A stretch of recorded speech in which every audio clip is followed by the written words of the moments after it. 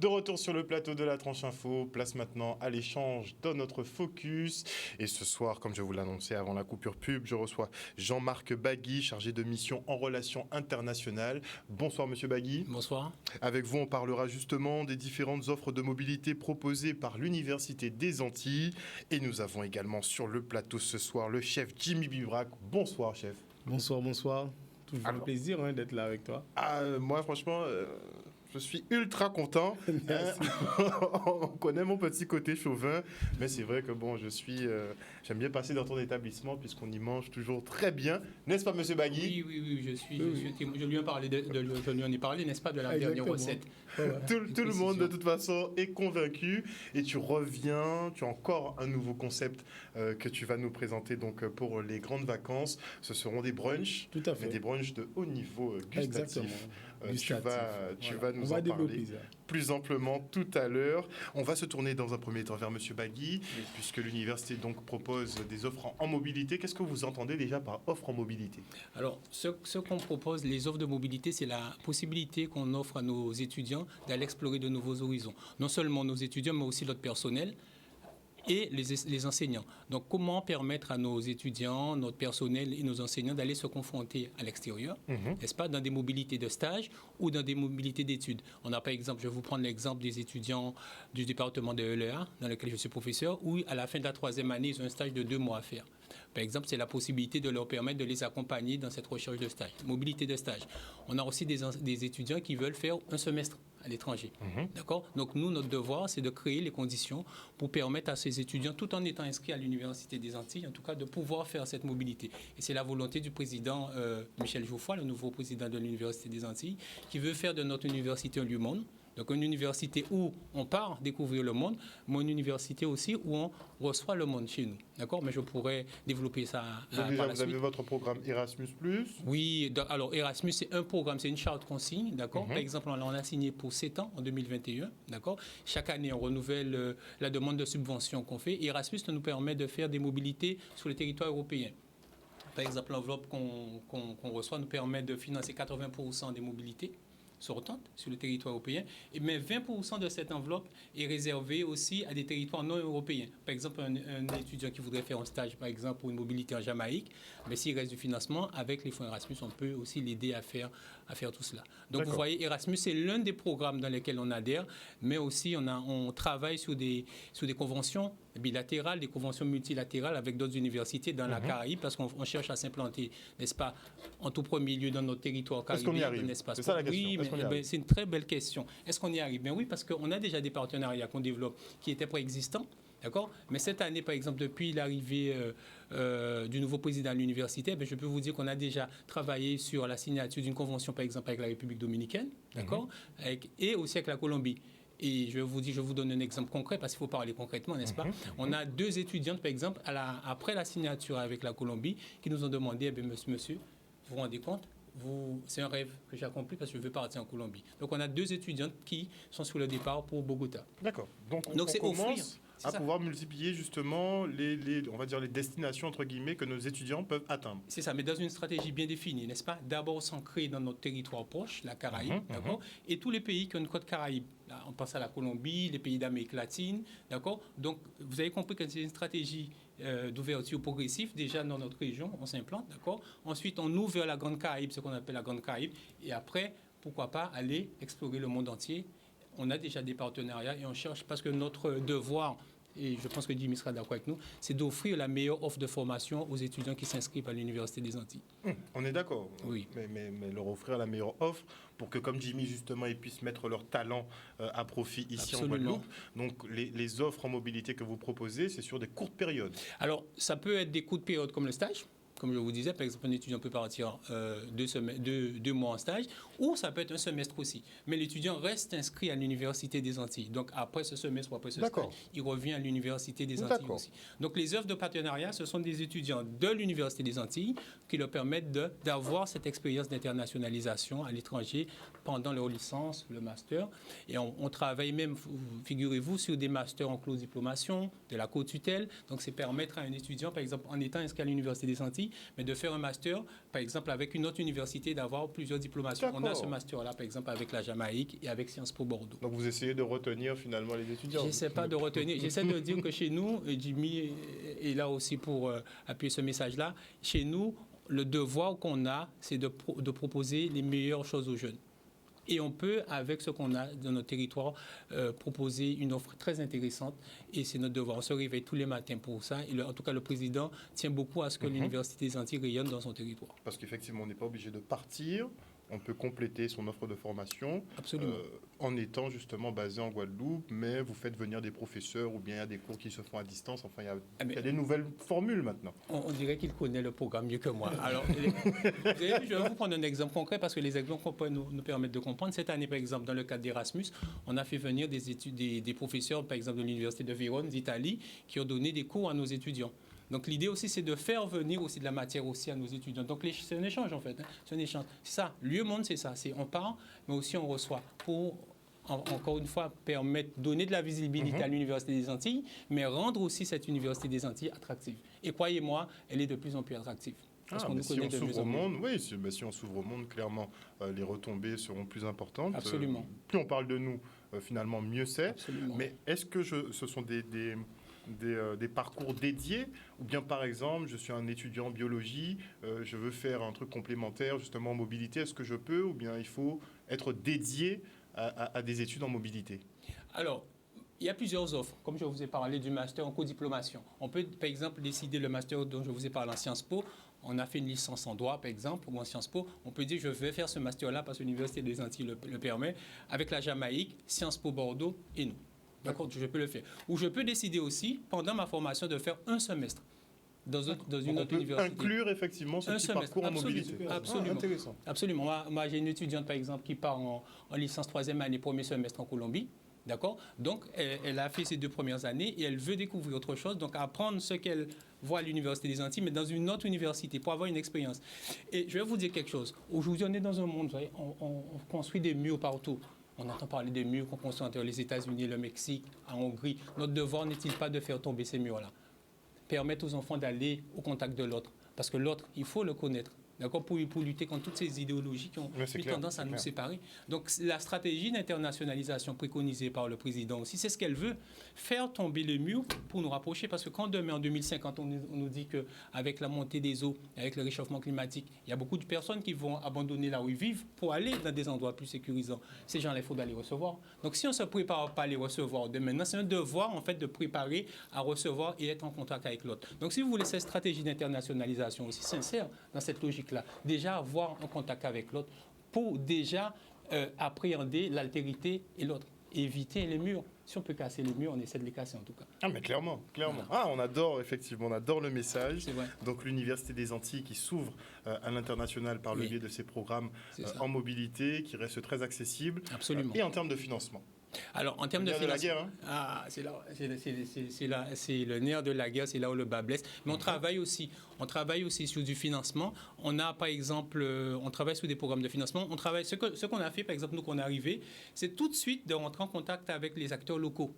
Parce que vous savez, on a le conseil régional, on a la chambre des commerces et de l'industrie. Ce sont des partenaires locaux qui ont une vocation internationale aussi. Donc l'idée, c'est d'harmoniser, de mutualiser. Donc comment trouver des financements, comment travailler avec eux pour offrir, encore une fois, notre travail. Parce que nous, à l'université, on peut offrir des solutions pédagogiques, on peut aider aussi au financement, mais on a des partenaires qui peuvent nous aider. Donc on dépose des projets aussi, parce qu'il faut déposer des projets pour chercher des appels de fonds, des appels de financement. Donc croyez-moi, depuis qu'on est là, on ne cesse de travailler pour développer cette image internationale de l'Université des Antilles. Et si vous avez des idées aussi, elles sont les bienvenues. En tout cas, n'est-ce pas, Jimmy? Vous êtes ouvert. Oui, bien sûr. Pour évoluer, forcément, moi, je pense qu'il faut être ouvert à l'autre pour évoluer. Et ça nous permet, parce que je pense que quand on s'ouvre à l'autre aussi, c'est pour pouvoir mieux s'ancrer dans le territoire. C'est tout ce que j'espère pour ces jeunes qui sont en train de former. Parce que c'est l'avenir. Mais justement, on va te prendre toi comme exemple, puisque tu as fait tes armes ici en Guadeloupe, dans des cuisines guadeloupéennes, mais tu as fait quand même un petit saut à l'étranger. Pourquoi? Oui, bien sûr. Pourquoi? C'est toujours, comme je dis, dans cet esprit de partage. Pour aussi savoir ce qui se passe ailleurs. Une fois que tu sais ce qui se passe ailleurs, ça te conforte aussi dans ce que toi tu as appris, dans ce que tu sais. Ça ne veut pas dire que c'est ce qui va te donner qui va te valider, mais parce que pour moi, ce qui doit te valider, c'est tes voisins, c'est ton peuple. Mais une fois que tu as été validé par ton peuple, moi, c'est important pour moi de s'ouvrir vers l'extérieur pour que tu puisses pouvoir mieux t'ancrer et en plus mieux apprécier aussi ce que tu as à t'apporter et voir la chance que tu as aussi d'être sur une île comme la nôtre. Mais justement, quand tu vas voir des chefs étrangers, des chefs internationaux qui sont aussi renommés, quelles sont leurs impressions par rapport à ta gastronomie qui est très tournée justement, très ancrée avec des produits locaux? On imagine qu'ils sont tous surpris, qu'ils mangent tous très bien, mais est-ce qu'ils reconnaissent? Bien sûr, ils reconnaissent parce que de toute façon, il faut avoir il faut avoir un talent. Ce talent, moi, je l'ai. Et j'arrive aussi, avec toute humilité, à leur faire comprendre. Parce que c'est vrai que la cuisine créole a des codes. Et quand on arrive à expliquer le storytelling, les codes de la cuisine créole, c'est là où ça devient magique. Parce qu'en fait, c'est bien beau de dire, ouais, je fais ci, je fais ça. Mais pourquoi tu le fais? Comment tu le fais? Qu'est-ce qui fait que derrière, dans un plat comme le colombo, par exemple, on a plus de 15 ingrédients et qu'on arrive à trouver un seul goût. Donc, en fait, c'est comme une partition. On doit mettre toutes les notes pour arriver à un son qui va être agréable là, à l'oreille, mais cette fois-ci à la bouche. Et ça, c'est vraiment le savoir-faire créole. Et ce savoir-faire créole, nous, on le détient. Et ça, il faut vraiment qu'on le comprenne. Et je pense que c'est dans tous les domaines, pas seulement dans le domaine de la cuisine, mais dans tous les domaines, le créole, il a une manière de fonctionner. Et cette manière-là, je pense qu'il doit vraiment la préserver, la cultiver, la transmettre, la codifier pour pouvoir la transmettre aux jeunes. Et je pense que c'est ce qu'ils essaient de faire à travers même les échanges. Parce qu'on est les plus grands voyageurs, on est d'accord. N'est-ce pas? Mais tu as parlé de codification. Il ne faudrait pas qu'on fasse la même erreur que par exemple sur le zouk, puisque tout le monde peut le récupérer. Est-ce qu'on a une codification claire sur la cuisine créole? En fait, on est en train de la mettre en place. Aujourd'hui, les chefs qui sont là, les jeunes chefs, quand je dis les jeunes chefs, c'est pas forcément la jeunesse, mais tous ceux qui ont décidé de se retrousser les manches pour pouvoir faire une vraie cuisine créole, une gastronomie créole. Pour moi, c'est vraiment important qu'on la codifie. Et c'est ce qu'on est en train de faire avec justement la transmission quand on va dans les lycées hôteliers, quand on organise dans des concours, quand on va ouvrir des restaurants bien spécifiques à une gastronomie créole. Par exemple, pour moi, le Bokit s'inscrit dans la gastronomie créole. Quand tu te lances où tu fais que des acras, ça aussi, ça se lance dans la gastronomie créole. Quand moi, je me lance et je dis que bon, on va éviter de faire du riz, etc., pour revenir justement aux produits qu'on a oubliés. Plus racines, des choses comme ça. Plus racines, pour revenir, pas parce qu'aujourd'hui, le riz va faire aussi partie de cette gastronomie créole, forcément, parce que chaque chose qui est arrivée ici, à un certain moment, il est arrivé. Sauf que derrière, il y a des choses qui sont un peu plus anciennes, il y a des choses qui sont un peu plus nouvelles. Aujourd'hui, il faut justement, quand on va les codifier, c'est là où on va se dire, ça arrive en telle année. On va prendre un exemple très simple. Quand souvent, on débat sur le court-bouillon. Oui. Le court-bouillon, moi, j'ai une recette de court-bouillon où c'est une mamie de 80 ans qui me l'a donné. Cette mamie, elle avait 25 ans quand elle s'est mariée. Elle a appris à faire le court-bouillon que c'est une dame qui avait 80 ans. Donc, quand cette dame-là, elle parle pour toi, tu t'inclines. Tu peux être le plus grand chef que tu veux, mais la recette, elle a quand même 160 ans. Quand tu veux 80 plus 80, ça te donne 160. Clairement. Et quand cette dame-là te dit que derrière, les gens, on ne mettait pas de tomates dans le court-bouillon, il faut que tu réfléchisses, te dis, ah ouais, c'est vrai, elle te dit tout simplement parce qu'elle a toute sa tête, elle te dit que cette recette-là, il n'y avait pas de tomate dedans parce qu'il y a 160 ans, la tomate, c'était un produit de luxe. D'accord. Alors, tu n'allais pas la couper et la mettre dans une sauce. Donc, c'est là où je te dis que c'est important de codifier. Ça ne veut pas dire qu'aujourd'hui, le court-bouillon n'est pas bon avec la tomate. Ça ne veut pas dire que ça ne s'appelle pas un court-bouillon. Mais ce que ça veut dire, c'est que derrière, il faut qu'on ait la base et fonctionner en spirale. Pas fonctionner avec des anneaux détachés, qu'on oublie comment ça s'était fait au départ. Parce qu'aujourd'hui, le roucou est plus rare. La tomate, elle est plus à la portée de tous. C'est peut-être pour ça qu'on a changé. Donc notre gastronomie va évoluer, mais il faut quand même qu'on garde des codes. Bien sûr, les codes de base. Parce qu'on parle aussi, quand on parle de gastronomie, on parle de revisiter des plats. Oui. Donc ça, c'est pas changer les ingrédients, c'est plutôt la présentation, on joue sur la présentation. Non, pour moi, c'est vraiment garder l'âme du plat. Quand tu vas revisiter un plat, tu peux mettre des tomates dedans. Mais l'âme du plat, il faut réussir à tenir l'âme du plat et l'emmener monter dans ta revisite. C'est vraiment ça. Par exemple, comme moi, j'ai revisité le migan, parce que je dis que je ne veux pas que dans 20 ans ou dans 30 ans, on prenne la photo de la meilleure recette de France et on dit à un jeune, c'est ça un migan. Non, je ne veux pas que ce soit ça. Je veux qu'on lui explique les codes du migan. Les codes du migan, la dame va te dire, la mamie va te dire, c'est la feuille de bois d'Inde. Je dois retrouver le goût de la feuille de bois d'Inde. Ça veut dire que partout en Guadeloupe, quelqu'un qui fait un migan met la feuille de bois d'Inde. Donc c'est quelque chose qui est inscrit dans ton patrimoine génétique. Ça veut dire que quand tu vas goûter le truc, il y aura le fouille à pain, derrière il y aura la feuille de bois d'Inde. S'il y a ceux qui mettent du colombo, ceux qui ne mettent pas du colombo. Donc finalement, qu'est-ce qui prime? C'est peut-être la qualité du fouille à pain que tu vas prendre, la feuille de bois d'Inde et la cuisson. Donc, une fois que tu as ces éléments-là, ça, c'est les éléments de base. Et après, derrière, on évolue, tu revisites, tu fais le fouille à pain en tube, croustillant, fondant, moelleux, comme tu veux. Mais est-ce que tu peux rajouter des petits ingrédients? Bien sûr, tu peux toujours... Non, tu peux... Forcément, on a toujours rajouté des ingrédients. Parce que derrière, tout le monde n'a pas le même fouille à pain, basse terre, grande terre, etc. Chaque famille n'a pas le même machin. Il y a des gens qui mangent du porc, d'autres qui ne mangent pas de porc. Il y a des gens qui mangent de la viande, d'autres qui ne mangent pas de viande. Il y a ceux qui vont le faire au poisson. Il y a des gens qui vont te dire, moi, c'est poisson salé. Lui, il va se dire, c'est bœuf salé. L'autre va se dire, c'est queue à cochon. Et tu vois, et en fait, ça ne veut pas dire que ça s'appelle pas un migan. Ça veut juste dire que derrière, on a une base. Et sur cette base-là, ça nous permet d'évoluer. Et c'est cette base qu'on doit codifier, comme tout évolue. La langue créole évolue, la langue française évolue, l'anglais évolue, notre manière de nous habiller, on ne s'habille plus comme il y a 20 ans en arrière. C'est clair. Par contre, on porte toujours du coton, différemment. Donc on garde les bases, mais voilà, ça se transforme. Exactement. Donc c'est vraiment, moi, mon idée de la gastronomie que j'essaye de partager avec les chefs. Et souvent, ça passe parce que tout le monde un peu se retrouve. On n'est pas dans cette espèce de guerre pour dire ma cuisine est mieux que la tienne, etc. Non.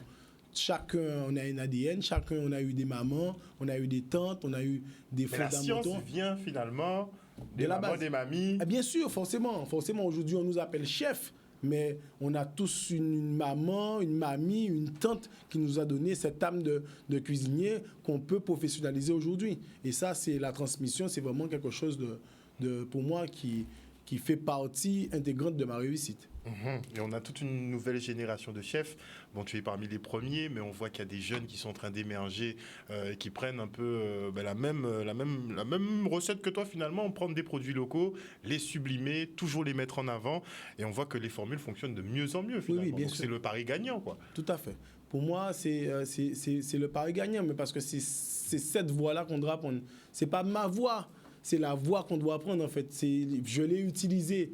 Peut-être je suis dans, je ne vais pas dire les premiers parce que d'autres chefs avant moi, ils l'ont utilisé. Mais ce qu'il faut comprendre, c'est qu'on doit l'utiliser, mais surtout, on doit l'expliquer. On peut pas, parce qu'il y a plein de chefs avant moi qui ont fait ça. Je ne suis pas le premier. Tu as la génération des cuisinières de Guadeloupe, tu as le chef Joël Kirchner, tu as plein d'autres chefs qui étaient avec lui, qui ont fait des choses, qui ont fait plein de grandes choses. Tu as Babette, tu as tous ces gens-là. Mais après, aujourd'hui, on doit rentrer dans l'explication et je pense codifier la cuisine créole. Donc la codification de la cuisine créole. L'écrire aussi, l'écrire pour la transmettre, pour la donner aux jeunes du lycée, aux jeunes qui sont en apprentissage. Et pour pas qu'on puisse nous le copier, puisque tu l'as dit, notre façon d'assaisonner ici, c'est pas la façon d'assaisonner. Enfin, je crois que nulle part dans le monde. Voilà. Donc on peut pas. Il y a quelque chose qu'on peut pas. Tu vas faire une recette. Oui, c'est comme moi. J'ai pas peur de transmettre mes recettes. Toutes mes recettes sont affichées dans ma cuisine. Un stagiaire qui vient 3 jours chez moi, il sait faire le pain qu'il y a chez moi. Mais la petite flamme que j'ai là, qui est l'émotion que lui là, je ne pourrais jamais la prendre, même s'il est meilleur que moi, et moi, il ne pourra jamais prendre cette flamme.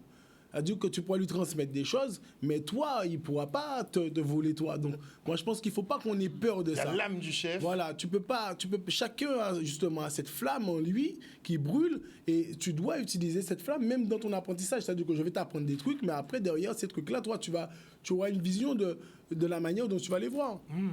Un peu comme quand on parle du migrant, Colombo, pas Colombo, et coubouillon, et tomate, pas tomate, etc. Donc toi tu donnes, bon, parce que certains cachent les recettes. Hein. Moi je connais une boulangerie par exemple à Saint-Félix, hein, oui. Il n'a pas donné la recette. Hein, Mais elle est où la boulangerie maintenant? Ah, justement. Voilà. Et on a souvent ce genre de problème. C'est ça, sans critiquer. Après, c'est bien beau de voir les choses, mais moi, je pense qu'il ne faut pas qu'aujourd'hui, que nous, créoles, on pense que les choses vont tourner indéfiniment autour de nous. Il faut qu'on arrive à voir les choses un peu plus grandes que nous, de façon à ce que derrière, les générations qui arrivent soient plus fortes que nous, tout simplement.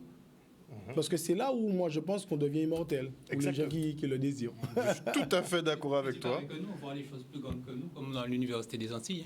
On voit les choses aussi de façon... Mais pour laisser quelque chose en héritage, il faut qu'on voit beaucoup plus grand. Absolument. C'est ça la question. On ne peut pas voir que sur une génération, un chef qui cartonne effectivement avec certaines recettes, mais une fois qu'il est parti, on a tout un patrimoine qui s'éteint avec lui. Voilà. Ça n'a pas de sens. Moi, je veux tout laisser, moi. Donc aux épices restera là, ça restera une institution. Je veux tout laisser. Je pars avec rien. De toute façon, voilà. Je suis obligé de laisser. Voilà, je veux tout laisser. Quand je dis que je veux tout laisser, pas sans codifier. Je veux tout laisser pour qu'on puisse l'utiliser. Je veux que ce soit une machine qui fonctionne. Je veux derrière qu'on utilise ce que moi, les recherches que j'ai faites, je veux que quelqu'un d'autre prenne le relais, poursuive et continue et fasse encore de plus grandes choses. Tu vois, c'est vraiment ça mon objectif. Parce qu'il faudra que notre gastronomie reste à nous. Moi, je repense au zouk qui nous a échappé. Bon, là, il est trop tard, mais bon. Il n'est jamais trop tard.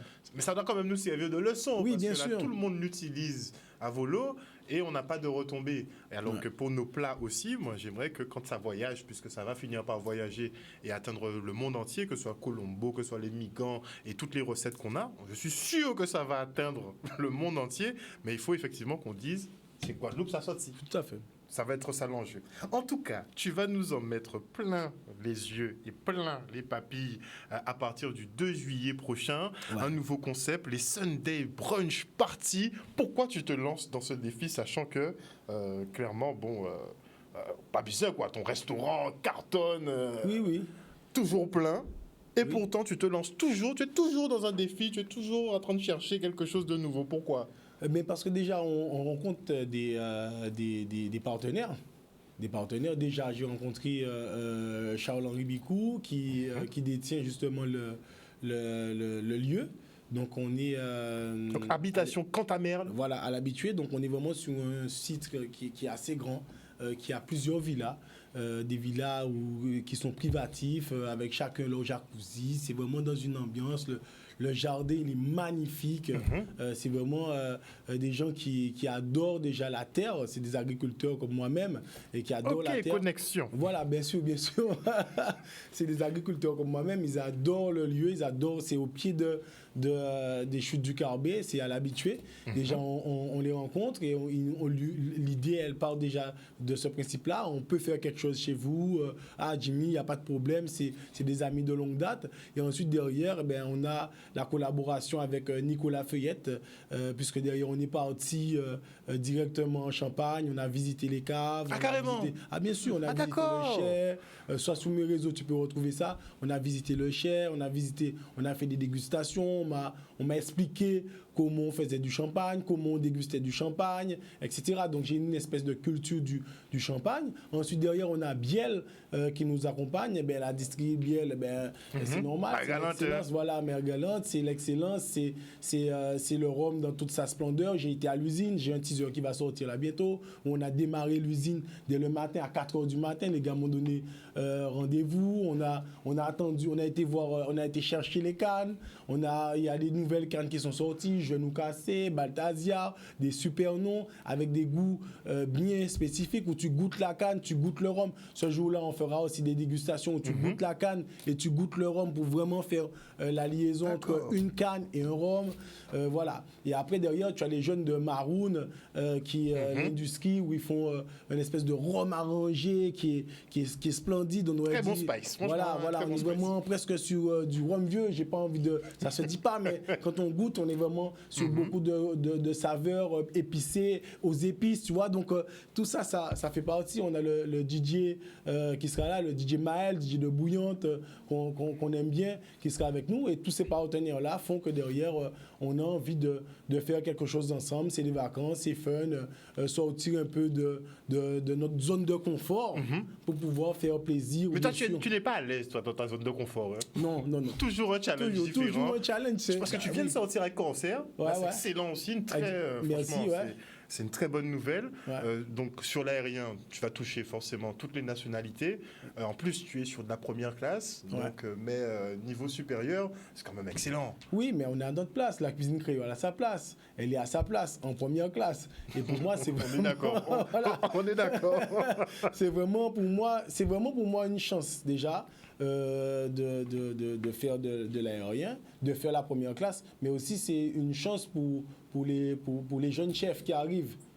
Tu ouvres là. C'est se dire que oui, c'est possible aujourd'hui. On n'est pas cantonné à rester dans un restaurant. Aujourd'hui, un chef peut lancer des concepts culinaires à travers plusieurs branches. Là, on fait des brunchs, on fait les bocaux à emporter. On fait aussi de la cuisine sur place avec le restaurant. On fait aussi de la cuisine à domicile. Donc, on est vraiment dans ce move businessman, chef, qui est important de transmettre à la nouvelle génération qui va sortir du lycée hôtelier, qui sont dans les apprentissages, et leur montrer qu'un chef, ça réussit. Donc la réussite, c'est pas forcément gagner des millions, mais être bien, être à l'aise dans et ne pas forcément se reposer sur ses lauriers juste avec son établissement. Exactement. C'est vrai que bien sûr, parce que... Comment on peut dire ça? Tu emmènes la culture partout. En fait. Voilà, je prends plaisir. Ça. Voilà, je prends plaisir à partager avec les autres. Parce que quand tu es dans le brunch, encore une fois, on sera à l'air libre. On n'est pas là pour faire des buffets à l'ancienne. On va faire des stands où tu auras un cuisinier qui va te faire quelque chose, qui va te le tendre. Et derrière ce cuisinier-là, tu pourras lui poser la question comment il a fait, t'expliquer pourquoi c'est chaud, pourquoi c'est froid, pourquoi c'est épicé. Après, tu passes dans un autre stand, etc. Donc, on est vraiment dans cette mouvance de pouvoir aussi transmettre, de planter la graine dans chaque personne qui viendront à ce brunch et de se dire ouais, je peux faire ça à la maison. Oui, vous pouvez faire ça parce que voilà, le chef il fait ça comme ça parce que derrière j'ai su aussi expliquer aux cuisiniers la direction et la volonté que j'ai voulu faire à travers leur mets, et ensuite derrière lui il peut transmettre aux clients. C'est vraiment pour ça que tu vois, quand vous venez chez moi, souvent vous me rencontrez dans la salle à expliquer à mes clients c'est pas que j'ai pas envie de bosser en cuisine, c'est que j'ai déjà bossé le matin et là je me dis c'est le moment, les clients sont arrivés, j'ai envie de passer un moment avec eux, prendre plaisir tout simplement, et c'est vraiment ce qu'on va faire lors de ces brunchs à l'habitué Capester. Voilà. Je confirme qu'il vient souvent en salle. Ah oui, non, mais de toute façon, on le voit même dans la cuisine. Puisqu'il y a les vitres, donc on peut même te voir. Oui, aujourd'hui dans notre gastronomie, c'est vrai qu'on se cachait souvent. Aujourd'hui, je pense que les chefs, ils doivent être transparents, ils doivent être propres sur eux, propres dans ce qu'ils font, propres dans leur établissement. Et c'est vraiment, pour moi, comme je dis toujours, je préfère venir manger chez toi. C'est propre, même s'il manque un peu de sel, c'est pas grave. Tu pourras ajouter du sel, mais c'est vrai que la propreté, pour moi, c'est vraiment quelque chose de primordial en cuisine. Et vous verrez, le lieu, il est...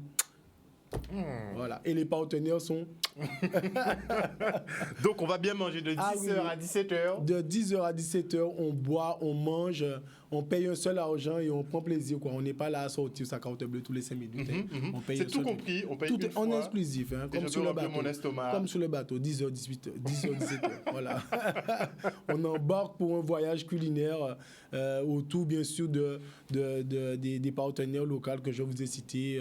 Biel, Habitation Cantamerle, Nicolas Maroun sera présent, et DJ Maël de Bouillante sera avec nous. Voilà. Le rendez-vous est donné, n'hésitez pas tous les dimanches à réserver, puisque bon... Oui, il faut réserver, il faut réserver. Je pense aussi, oui, il faut réserver. Très vivement recommandé. Mais c'est important parce comme on fait tout, on n'achète rien, tu vois, on fait tout nous-mêmes, on transforme pour faire plaisir aux gens, c'est clair que c'est mieux de réserver. Dans tous les cas. Ce sera tout le mois de juillet. Tout le mois de juillet, on a 5 dimanches, les 5 dimanches du mois de juillet, et on commence dimanche 2. Dimanche 2, c'est la première. Voilà.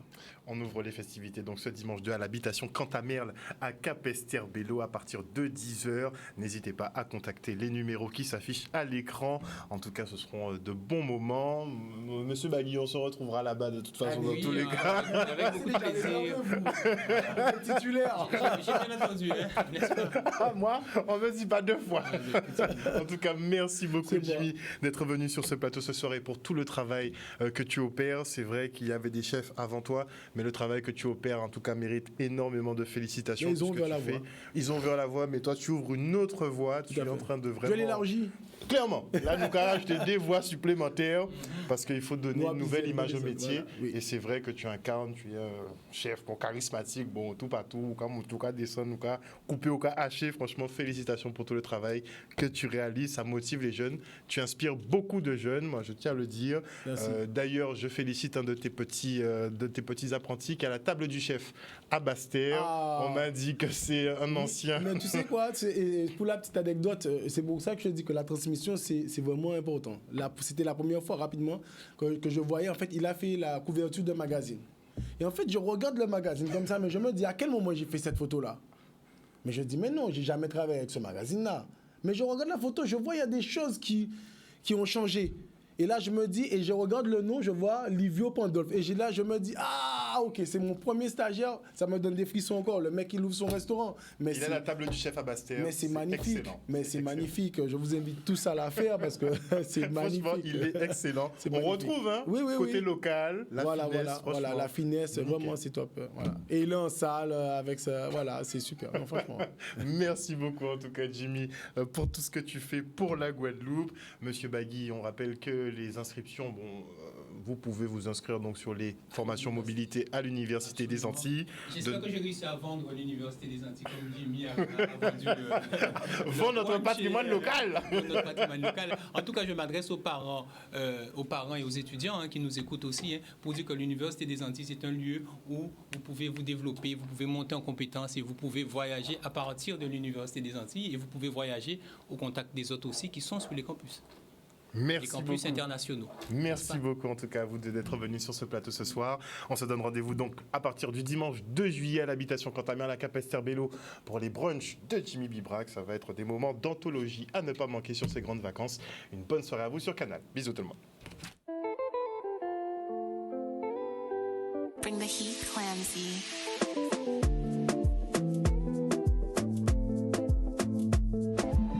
Oh baby girl, say what up?